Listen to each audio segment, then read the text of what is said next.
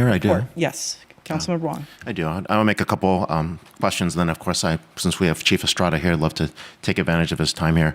I wanted to correct a small but important item. I think the Planning Commission did not provide an unanimous vote. It was 3-2 as listed, but it was stated as unanimous. Also wanted to say at the July 2nd meeting, when we could talk about actual upzoning, on July 2nd, 2026, in the Planning Commission meeting, it was mostly dominated on all questions except for anything around upzoning. We talked about FAR, floor limits, reduced parking. I saw that there. Also, a question on the 2022 housing element discussions. This is to you, Luke. Was the zoning discussion at a site level or a unit count discussion at a site level? In 2022, what we were talking about was minimum densities for each site. So it wasn't necessarily even zoning. It was just what do we think is the minimum? Because what HCD was looking for was how do we know it's going to get built? At a base or higher. So we just said minimum. Yep. And I think zoning came later. I think I was there with you. And then of all the noticing provided, how many of these notices occurred after the property was upzoned to this level? We did a lot of noticing, but then after the upzoning, what was the number of notices afterwards? The noticing afterwards would all be tied to when this project was submitted. So when there were the community meetings that Emmy had mentioned, I think there were 2. There's noticing before the Planning Commission meeting, noticing before this meeting.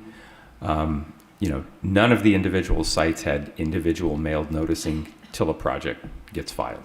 Okay. And then this is related to what the mayor was talking about. What is in our checklist at a planning and department level for any standard operating procedures for environmental reviews in cases such as this? In the order of operations, should have these items been addressed first before issuing a permit? So I just want to clarify the question really quickly before I respond. So you're asking with our checklist for the requirements for an application? Right, on the environmental side, we have a checklist, correct? We do have an application checklist for materials that need to be provided. Okay, and the mayor's questions, when she was asking, do we look through certain sets of items, was that part of the checklist? Right, we do typically require an ESA, which is what the mayor is referring to. However, we don't require necessarily that all of the elements of that environmental site assessment or its further investigations, including a phase 2, be addressed prior to entitlement. Those are oftentimes conditioned and they will move forward to the building permit process. Okay, so we could potentially miss some stuff because it's not necessarily complete. Is that correct? I don't know if it's missed or if it's just deferred. Okay. Can we bring Chief Estrada here since we have you here?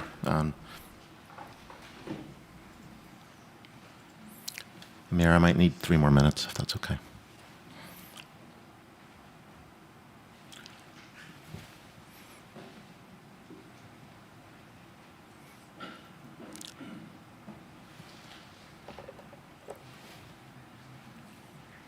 I'm going to have Chief Fox join me, just in case. I want to make sure that if there's any question or any opportunity to provide more insight, I would like to make sure that happens. Yeah, no, thank you for being here. As you know, the community is really worried about fire and fire safety. And so can you help me walk us through the process? When you received the developer's request to reduce the setback from 30 feet to 10 feet along property lines, what factors did you personally weigh in deciding that the proposal mitigations were sufficient?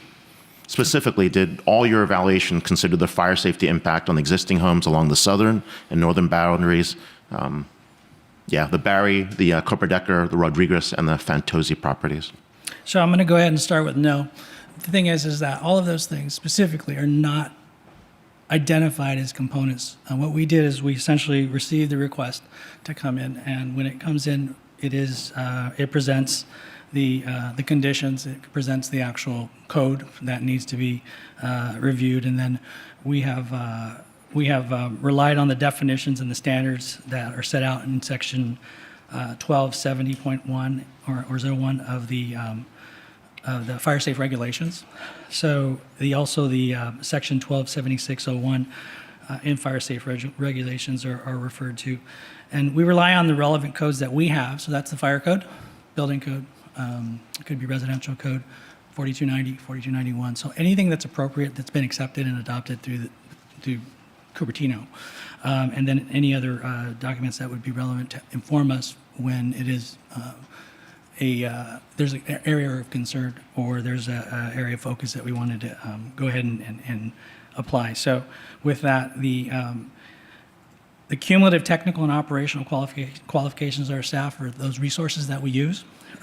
The overall process essentially is that we first take a look to make sure that the final review of the same practical effect that is done by myself and Chief Fox. So I want to make sure that you know that it is not just reviewed by one person in our office. I have heard that.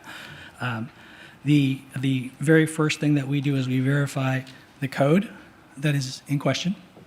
We make sure that we understand it. We verify the intent of the code. We do this by looking at the code commentary and in addition to the code so that we can understand what is it that you're supposed to be able to achieve.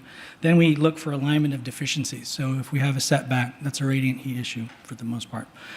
We look at the mitigations and the benefit of those as we evaluate them, and we look for different types of things. So I'll give you the example of access and water. If we have an access problem or a water problem, we look for an access or a water solution. So they have to be in alignment. Then next, we're looking at any degree of mitigation impact that's evaluated. So what that means is we want to make sure that is an effective solution. So the weight that it does carry and how much or how many different variables or components come together in order to provide a. So you're focused on the safety of the new building, right? It is 4290 is specifically intended to take a look at in the setback for that building and that parcel.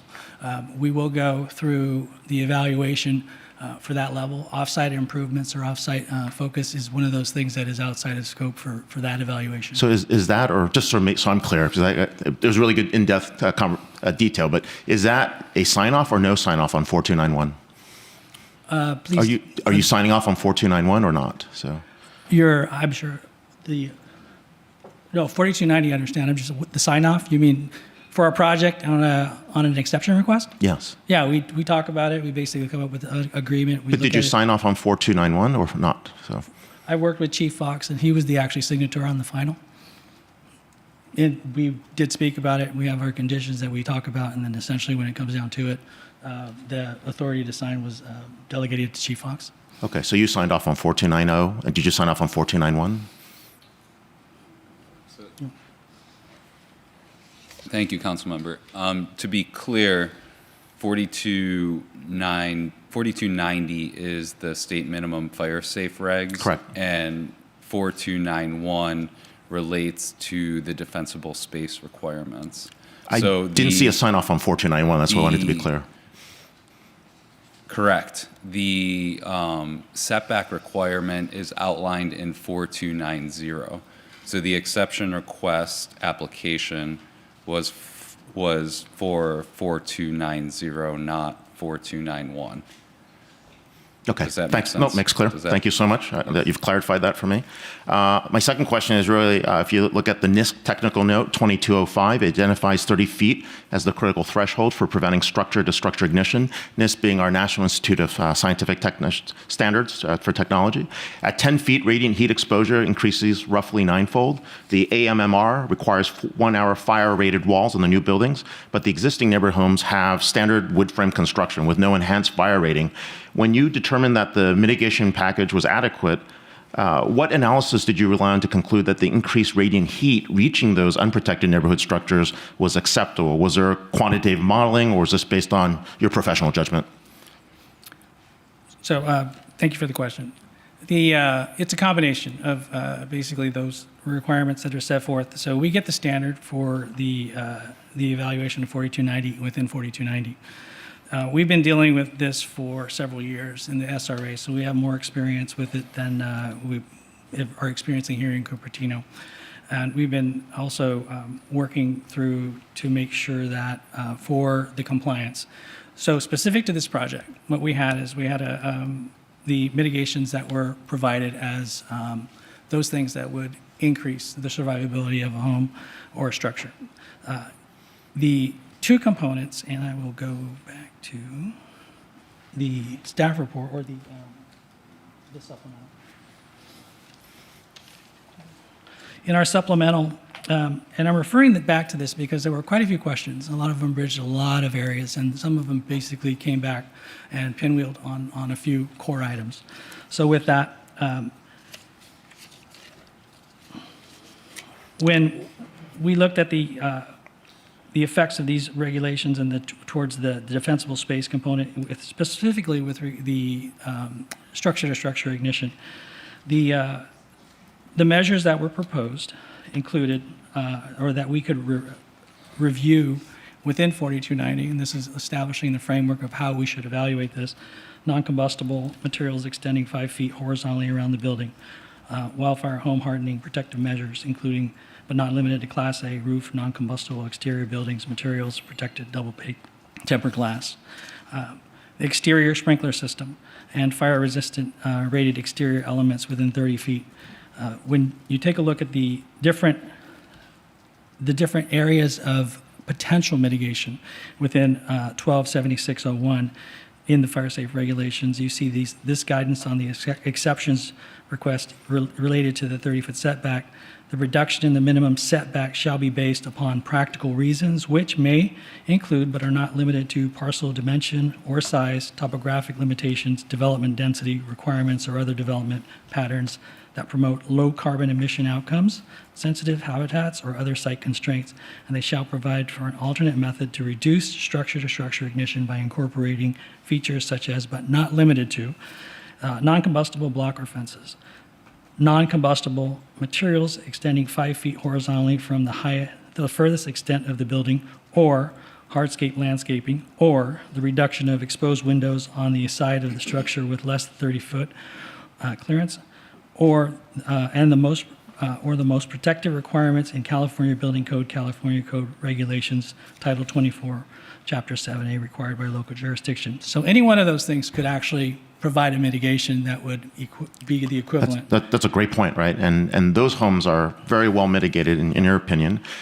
So we've got a 5-foot zone assessment. So the state standard requires a 30-foot defensible space buffer, as you mentioned. The developer proposed 5 feet of non-combustible landscaping as a substitute, 1/6 of the required distance. Your department has accepted this. And so this is because, is it a technical basis for your conclusion that the 5 feet provides fire crews with the equivalent tactical safety to the 30-foot buffer the state requires? And where does the remaining 25 feet of required defensible space end up? Or does the fire risk management shift onto the neighboring property?